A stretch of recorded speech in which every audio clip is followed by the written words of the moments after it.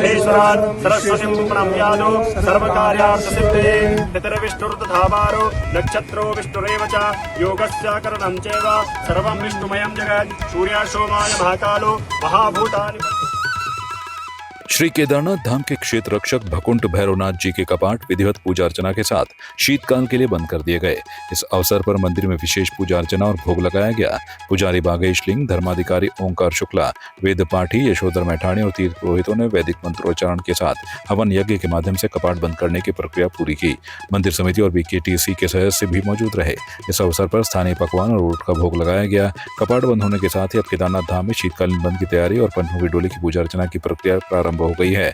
उल्लेखनीय है कि केदारनाथ धाम के मुख्य कपाट 23 अक्टूबर को शीतकाल के लिए बंद होंगे। भकुंठ भैरवनाथ के कपाट बंद होने के साथ ही श्रद्धालुओं और स्थानीय लोगों के बीच धार्मिक उत्साह और श्रद्धा की भावना देखने को मिली। भगवान केदारनाथ जी को प्रणाम करते हुए और बाबा भकुंठ भैरव जी को प्रणाम करते हुए 6 महीने विधिवत भगवान श्री केदारनाथ जी की पूजा और भैरवनाथ जी की पूजा चलती रही। और आज ये दिन बहुत ही भाव विभोर करने वाला दिन है, क्योंकि आज से ही भगवान श्री केदारनाथ जी की जो कपाट बंद होने की प्रक्रिया शुरू हो गई है और आज विधिवत रूप से भगवान भकुंठ भैरवनाथ जी के कपाट 6 माह के लिए बंद हो गए हैं। सब पर भगवान भैरवनाथ जी की, केदारनाथ जी की कृपा दृष्टि बनी रहे। आज हम सब के लिए बड़ा भाव विभोर करने वाला पल है।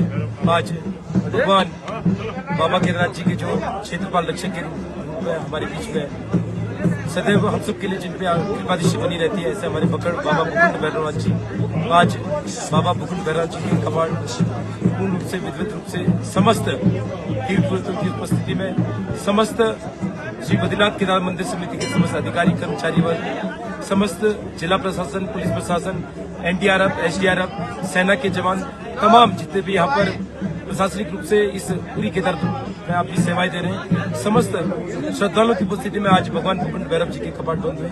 मैं भगवान भकुंठ भैरव जी से समस्त क्षेत्रवासियों के, समस्त देशवासियों की इस जीवन की रक्षा की कामना करता हूँ। साथ ही बाबा भकुंठ भैरव से प्रार्थना करता हूँ इस देश में, इस प्रदेश में, इस संसार में सदैव सुख समृद्धि बनी रही। सभी जो भी मानव प्राणी है, सब लोग एक खुशी से, एक हंसी मिजाज से इस जीवन को अपना यापन करें।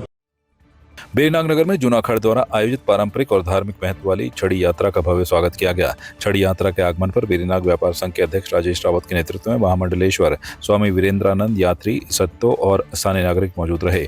महामंडलेश्वर स्वामी वीरेंद्रानंद ने कहा कि यात्रा उत्तराखंड के सभी तीर्थ स्थलों तक जाएगी और सनातन धर्म संस्कृति का प्रचार प्रसार करेगी। बताया कि छड़ी यात्रा का मुख्य उद्देश्य धर्म और संस्कृति को संरक्षित और संवर्धित करना है।